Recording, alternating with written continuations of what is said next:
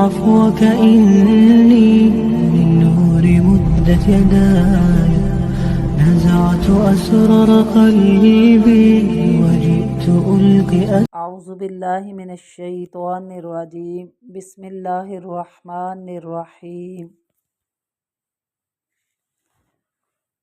سورہ حجرات کی آیت نمبر 11۔ یا ایہا الذین آمنوا لا یسخر قوم من قوم عسى ان یکونوا خیرا منہم۔ اے لوگو جو ایمان لائے ہو، کوئی قوم کسی قوم سے مذاق نہ کرے، ہو سکتا ہے کہ وہ ان سے بہتر ہوں۔ وَلَا نِسَاءٌ مِّن نِّسَاءٍ عَسَىٰ أَن يَكُنَّ خَيْرًا مِّنْهُنَّ۔ اور نہ کوئی عورتیں دوسری عورتوں سے ہو سکتا ہے کہ وہ ان سے بہتر ہوں۔ وَلَا تَلْمِزُوا أَنفُسَكُمْ وَلَا تَنَابَزُوا بِالْأَلْقَابِ۔ اور نہ اپنے لوگوں پر عیب لگاؤ اور نہ ایک دوسرے کو برے ناموں کے ساتھ پکارو۔ بِئْسَ الِاسْمُ الْفُسُوقُ بَعْدَ الْإِیمَانِ۔ بِئْسَ الِاسْمُ الْفُسُوقُ بَعْدَ الْإِیمَانِ۔ ایمان کے بعد فاسق ہونا برا نام ہے۔ وَمَن لَّمْ يَتُبْ فَأُولَٰئِکَ هُمُ الظَّالِمُونَ۔ اور جس نے توبہ نہ کی سو وہی اصل میں ظالم ہے۔ گزشتہ آیات میں مسلمانوں کے آپس میں لڑنے کی صورت میں ان کے درمیان صلح کروانے کا حکم دیا۔ اس سے پہلے بلا تحقیق خبر پر عمل سے منع فرمایا تھا، کیونکہ اس سے لڑائی پیدا ہو سکتی ہے اور لاعلمی میں نقصان پہنچانے کا باعث بن سکتی ہے۔ یہاں سے مزید ان چیزوں سے منع فرمایا جو اسلامی اخوت کو نقصان پہنچاتی ہیں، اسلامی بھائی چارے کو نقصان پہنچاتی ہیں اور باہمی عداوت اور لڑائی کا باعث بنتی ہیں۔ اس آیت میں ایسی 3 چیزوں کا ذکر فرمایا کہ کسی کا مذاق اڑانا، کسی پر عیب لگانا، کسی کو برے لقب سے پکارنا اچھی بات نہیں ہے۔ فرمایا لا یسخر قوم من قوم۔ سخر یسخر سخرا، استہزاء مذاق اڑانے کو کہتے ہیں۔ ٹھٹھا کرنا، وہ ہنسی جس سے دوسرے کی تحقیر اور دل آزاری ہو۔ وہ ہنسی جس سے دوسرے کا دل خوش ہو وہ مزاح کہلاتی ہے اور وہ جائز ہے بلکہ مسنون ہے، یعنی ایسا مذاق کرنا کہ جس سے کسی کا دل خوش ہو لیکن ہو سچ پر مبنی تو وہ مسنون ہے، لیکن ایسا مذاق کرنا جس سے دوسرے کی تحقیر ہو اور اس کو غصہ لگے تو یہ اسلام میں جائز نہیں ہے۔ قوم کو ٹھٹھا کرنے سے منع کرنے کے بعد عورتوں کو اس سے منع فرمایا ہے۔ پہلی چیز جس سے منع فرمایا وہ کسی کا مذاق اڑانا یا تمسخر ہے، کیونکہ اس سے دلوں میں شدید بغض پیدا ہوتا ہے۔ جس کا مذاق اڑایا جائے وہ اسے اپنی تذلیل سمجھ کر ہر وقت انتقام کے موقع کی تلاش میں رہتا ہے، اور ظاہر ہے انتقام میں بات کہاں سے کہاں تک چلی جاتی ہے۔ کوئی شخص کسی کا ٹھٹھا اسی وقت اڑاتا ہے جب وہ اپنے آپ کو اس سے بہتر اور اس کو اپنے سے حقیر اور کمتر سمجھتا ہے، اور کسی کو کمتر سمجھنا تکبر ہے، جس پر شدید وعید آئی ہے۔ عبداللہ بن مسعود رضی اللہ تعالیٰ عنہ بیان کرتے ہیں کہ نبی صلی اللہ علیہ وآلہ وسلم نے فرمایا، وہ شخص، مسلم شریف کی روایت ہے، وہ شخص جنت میں داخل نہیں ہوگا جس کے دل میں ذرا برابر تکبر ہوگا۔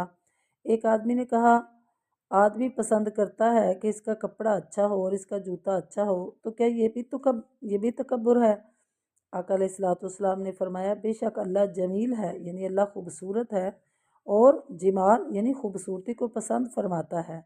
تکبر تو حق کے انکار اور لوگوں کو حقیر جاننے کا نام ہے کہ ان کے سامنے کوئی قرآن و سنت کی بات کی جائے اور وہ اس کو جھٹلا دیں یا اس کا انکار کر دیں یا اس پر عمل نہ کریں۔ اور لوگوں کو حقیر سمجھنا اور اپنے آپ کو بہتر سمجھنا، یہ تکبر ہے۔ یہاں قوم کو قوم کا مذاق اڑانے سے منع فرمایا، کیونکہ عموماً کسی مجلس ہی میں کسی کا مذاق اڑایا جاتا ہے، ورنہ اکیلے کا مذاق اڑانا بھی منع ہے۔ عسیٰ ان یکونوا خیرا منہم، مذاق اڑانے سے منع کرنے کی وجہ بیان فرمائی کہ جسے تم حقیر سمجھ کر ذلیل کر رہے ہو سکتا ہے وہ اللہ کے ہاں تم سے بہتر ہو، کیونکہ اچھا یا برا ہونے کا دارومدار ظاہری شکل و صورت پر نہیں بلکہ دل کے تقوی پر ہے، اور اس کا علم صرف اللہ تعالیٰ ہی کو ہے۔ پھر دارومدار موجودہ حالت پر نہیں بلکہ خاتمے پر ہے، اور تمہیں کیا معلوم ہے کہ اس کا خاتمہ تم سے اچھا ہو جسے تم حقیر سمجھ کر ذلیل کر رہے ہو؟ ممکن ہے وفات کے وقت، موت کے وقت اس کا بہت اچھا خاتمہ ہو اور وہ جنت میں چلا جائے، اور تم جو حقیر سمجھ رہے ہو تمہارا خاتمہ بہت برا ہو۔ آگے ہے اس کا پوائنٹ، وَلَا نِسَاءٌ مِّن نِسَاءٍ عَسَىٰ أَن يَكُنَّ خَيْرًا مِّنْهُنَّ۔ قرآن مجید میں عموماً احکام کے لیے مردوں ہی کو مخاطب کیا گیا ہے، عورتوں کا ذکر تابع ہونے کی وجہ سے الگ نہیں کیا گیا۔ یہاں عورتوں کو الگ بھی خطاب فرمایا۔ اس سے ظاہر ہے کہ عورتوں کو اس گناہ سے روکنے کی خاص ضرورت ہے، کیونکہ یہ برائیاں، یہ گناہ عموماً عورتوں میں زیادہ پائے جاتے ہیں۔ یہاں ایک سوال ہے کہ اس آیت میں مردوں کو مردوں سے، عورتوں کو عورتوں سے مذاق کرنے سے منع فرمایا، تو کیا مرد عورتوں سے یا عورتیں مردوں سے مذاق کر سکتی ہیں؟ جواب اس کا یہ ہے کہ مسلم معاشرہ میں مردوں اور عورتوں کے ملے جلے معاشرے کی گنجائش ہی نہیں، جس میں وہ ایک دوسرے کا بے تکلف مذاق اڑا سکے۔ یہاں مردوں اور عورتوں کی مجلسیں الگ الگ ہوتی ہیں، اس لیے دونوں کو الگ الگ منع فرمایا ہے۔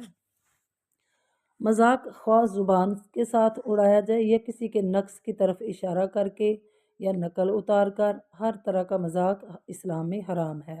عائشہ رضی اللہ تعالیٰ عنہ بیان فرماتی ہیں کہ میں نے نبی صلی اللہ علیہ وآلہ وسلم کے سامنے یہ بات کہی کہ آپ کو صفیہ سے یہی کچھ کافی ہے کہ وہ ایسے ایسی ہے، اور ہاتھ سے اشارہ کیا کہ یعنی وہ تو قد کی چھوٹی ہیں، یعنی ان کا قد چھوٹا ہے، تو آپ صلی اللہ علیہ وسلم نے فرمایا یقیناً عائشہ تم نے ایسی بات کہی ہے کہ اگر سمندر کے پانی میں ملا دی جائے تو سارے پانی کو خراب کر دے۔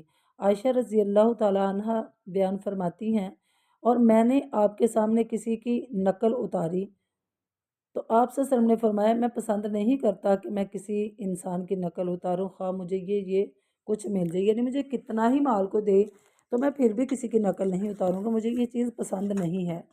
تو حضرت عائشہ ہی کی دو روایات سے ہمیں یہ پتہ چل رہا ہے کہ کسی کے نقل اتارنا بھی اسلام میں جائز نہیں، اور اسی طرح کسی کو یعنی حقیر سمجھتے ہوئے یا کسی کو کمتر سمجھتے ہوئے یا کسی کے جسم کے کسی بھی معاملے میں عیب نکالنا، یہ بھی اسلام میں جائز نہیں ہے۔ وَلَا تَلْمِزُوا أَنفُسَكُمْ، لَمَزَ يَلْمِزُ لَمْزًا، کسی پر عیب لگانا ہے۔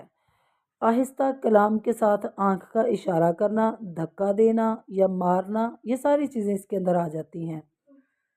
قرآن پاک کے آیت ہے وَيْلٌ لِكُلِّ ہُمَزَةٍ لُمَزَةٍ، ہلاکت ہے ہر ایک تانا دینے والے اور عیب لگانے والے کے لیے، کہ جو لوگوں پہ عیب بھی لگاتا ہے اور لوگوں کو تانے بھی دیتا ہے۔ اللہ تعالیٰ نے یہ کہنے کی بجائے کہ کسی پر عیب نہ لگاؤ، یہ فرمایا کہ اپنے آپ پر عیب نہ لگاؤ، جیسا کہ فرمایا لا تقتلوا انفسکم، سورہ نساء کے اندر ہے، اپنے آپ کو قتل نہ کرو۔ اس کی ایک وجہ یہ ہے کہ تمام مسلمان کل جسد الواحد، ایک جسم کی مانند ہیں۔ عیب لگانے والے کو یہ بات یاد رکھنی چاہیے کہ جب وہ کسی مسلم بھائی پر عیب لگا رہا ہے تو در حقیقت وہ اپنے آپ ہی پر عیب لگا رہا ہے، سو اسے ایسا نہیں کرنا چاہیے۔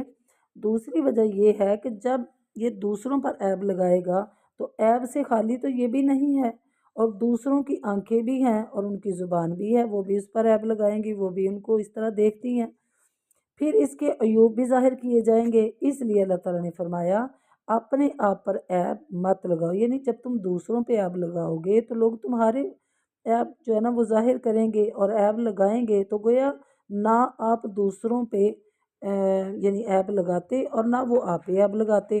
تو دوسروں کا عیب نکالنا گویا کہ اپنا ہی عیب نکالنے کے مترادف ہے۔ اس آیت میں لوگوں کے سامنے کسی کے عیب ظاہر کرنے اور ان کا تانا دینے سے منع فرمایا۔ اگلی آیت میں کسی کی عدم موجودگی میں اس کے عیب ذکر کرنے یعنی غیبت سے منع فرمایا۔ صرف ایک بات کی اجازت ہے اور وہ ہے نصیحت، کہ اپنے بھائی کو الگ لے جا کر اسے اس کی غلطی بتا کر درست کرنے کی نصیحت کرے، جس طرح آئینہ غلطی بتاتا ہے مگر شور نہیں مچاتا۔ لوگوں کے سامنے کسی مسلم کے منہ پر یا اس کی عدم موجودگی میں اس کے عیب کا اظہار کرنے کی بجائے اس پر پردہ ڈالنے کا اسلام نے حکم دیا ہے۔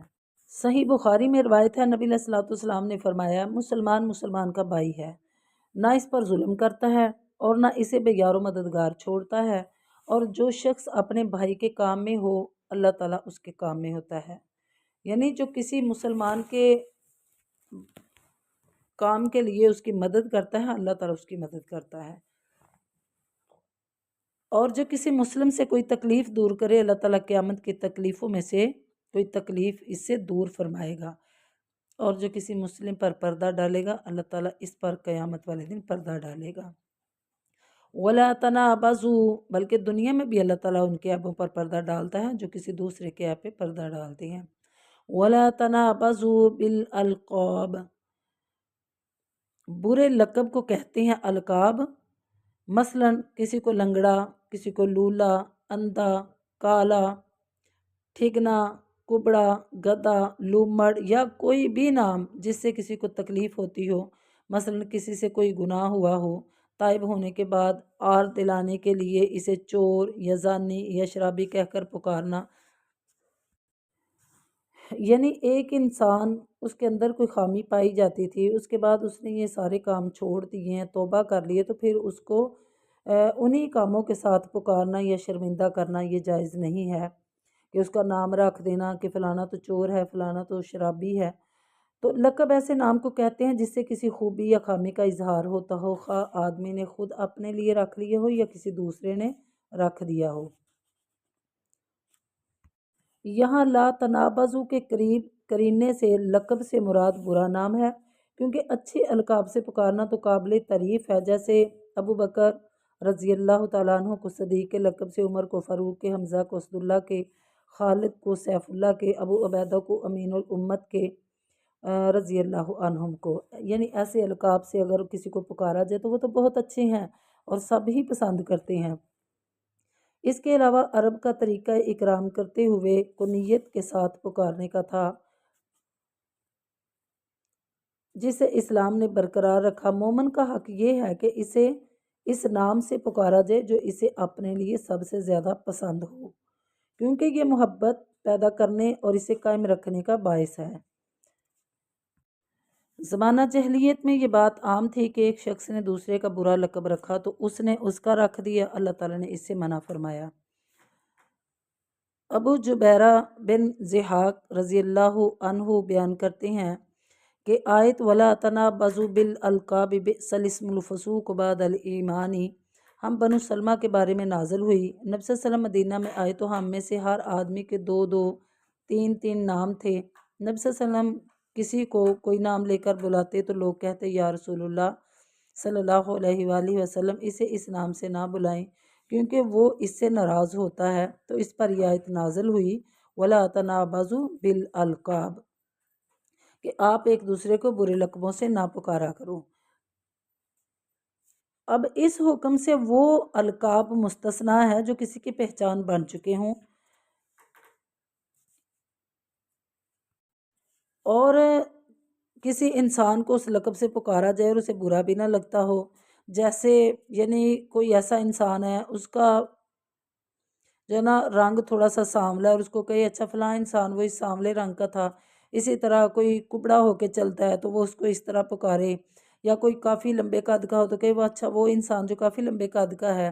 ایسے ہی جیسے حضرت ابو ہریرہ کا نام اور تھا لیکن وہ بلیوں سے پیار کرنے کی وجہ سے ان کا نام جو ہے نا وہ ابو ہریرہ پڑ گیا۔ اسی طرح ذوالیدین یعنی 2 ہاتھوں والے، تو اس طرح اگر کسی کا کوئی نام رکھ لیا جائے پہچان کے لیے تو وہ برا بھی نہ سمجھے تو اس میں کوئی حرج نہیں ہے۔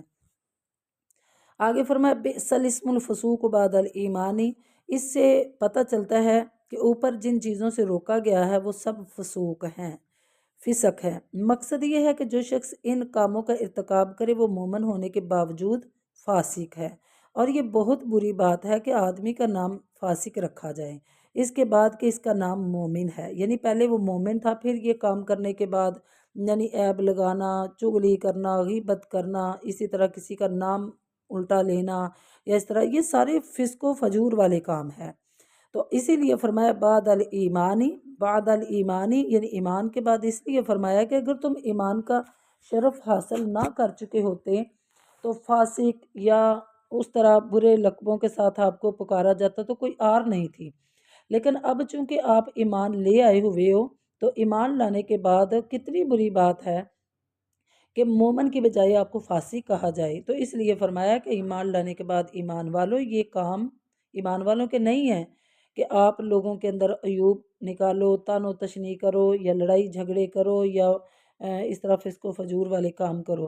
تو تمہیں یہ بات مد نظر رکھنی چاہیے کہ اب تم وہ ہو جن کے متعلق اللہ تعالیٰ نے قرآن پاک میں ارشاد فرما دیا ہے، اور لیکن اللہ تعالیٰ نے تمہارے لیے ایمان کو محبوب بنا دیا اور اسے تمہارے دلوں میں مزین کر دیا، اور اس نے کفر اور گناہ اور نافرمانی کو تمہارے لیے ناپسندیدہ بنا دیا ہے۔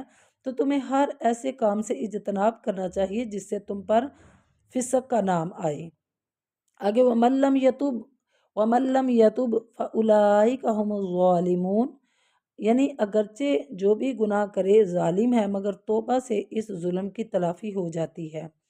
اصل ظالم وہی ہیں جو گناہوں پر اصرار کرتے ہیں اور توبہ کیے بغیر فوت ہو جاتے ہیں۔